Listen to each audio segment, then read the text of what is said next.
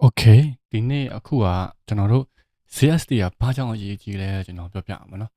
CSD ဘာကြောင့်အခုကျွန်တော်အမှဆိုတာ okay ဒါက Apple Lock ပေါ့နော် Apple ကနေရတဲ့ Apple Lock ကျွန်တော်ဒါကိုအကုန်လုံးကျွန်တော် drive လိုက်တယ်ဒီမျိုး lock ထွက်တာပေါ့နော်ဒါတော့ကျွန်တော်ရဲ့ကျွန်တော်လောက်ထားတဲ့ lock ပေါ့နော်ဒီမှာဒါဥမာ okay ဒီလာလေးကိုကျွန်တော်ကနော်ကျွန်တော်တရားလေးဖြုတ်ပြီးတော့ဒါလေးကိုကျွန်တော် CFD မထည့်ဘူးနော်လောက်ထားတယ်မှာ CFD မထည့်ဘူးလို့အဲ့လိုဖြစ်တယ်ဒါကကျွန်တော် CFD မထည့်ဘူးနဲ့လောက်တယ်ဒါ CFD နဲ့လောက်တယ်မနော် CFD က color space transform နဲ့လောက်တယ်မနော်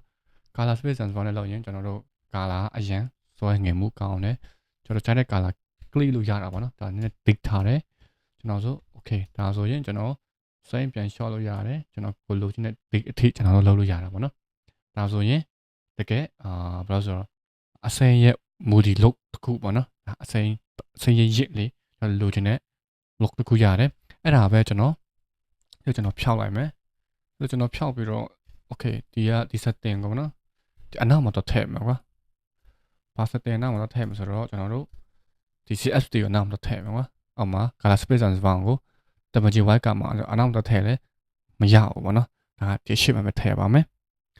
ဒီရှစ်ကိုသူ့နေရာမှာသူထည့်ဒါ import မှာဆိုရင်လည်းကျွန်တော်တို့ color space and font